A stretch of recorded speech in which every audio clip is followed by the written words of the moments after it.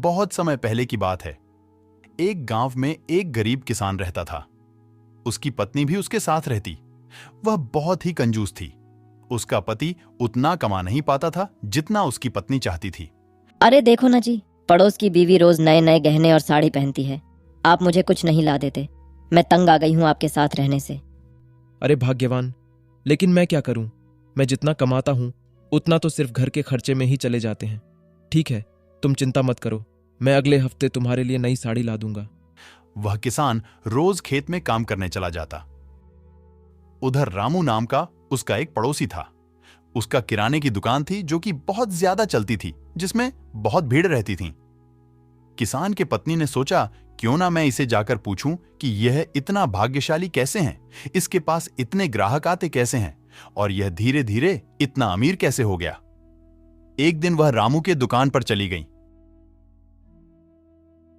रामू भैया, आप इतने अमीर हो, आपके पास कोई चीज की कमी नहीं है, पर आप इतने पैसे लाते कहाँ से हो?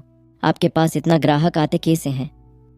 देखो बहन, मैं ये बात तो किसी को नहीं बताता, पर तुम थोड़ी मेरी खास हो, इसीलिए मैं तुम्हें बता रहा हूँ। मेरे घर के पीछे एक जादुई नींबू का पेड़ है। जी नींबू को तोड़कर मैं लाता हूँ और रोज अपने दुकान में रखता हूँ, जिसके कारण मुझे अच्छा खासा मुनाफा रोज होता है।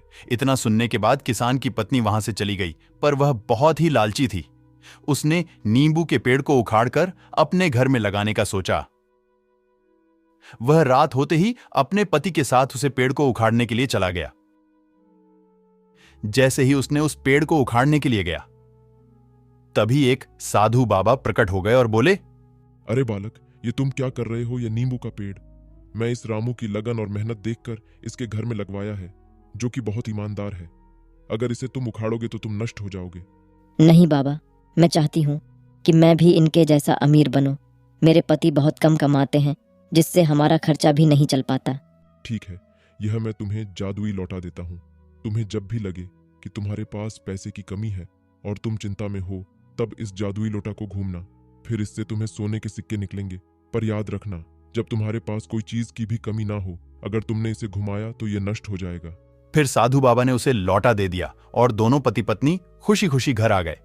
उन्हें कभी भी किसी भी चीज की जरूरत पड़ती है, वह लोटे से सोने के सिक्के निकालकर उसे बेचते और उसे जरूर को पूरा करते। वह इसी तरह देखते देखते बहुत बड़े आदमी बन गए, पर उनके मन में लालच बढ़ती गई। फिर वह बहुत ही खुश रहने वालों पर उसे लौटे से सिक्के निकालने की जरूरत नहीं पड़ती। किसान की पत्नी ने सोचा कि अगर ऐसे ही लौटा रखा हुआ रहेगा तो इसकी जादुई शक्तियां खत्म हो जाएंगी। क्यों ना मैं सारे सोने के सिक्के एक ही बार निकाल लूं। उसने फिर जादू लौट को घुमाया सोने के सिक्के निकालने के लिए, पर उसमें से एक भूत बाहर आया और उसने उसके सारे घर को और सारे खरीदे हुए चीजों को नष्ट कर दिया। फिर किसान की पत्नी रोने लगी। तभी वह साधु महाराज प्रकट हुए और बोले, ये सब तुम्हारा लालच के कारण हुआ है। इस दुनिया में मेहनत से ज्यादा कोई भी बड़ी जादुई शक्ति नहीं होती। तुम अगर अच्छे मेहनत और लगन से काम करोगे तो तुम्हें वह सब कुछ मिलेगा जो तुम चाहते हो।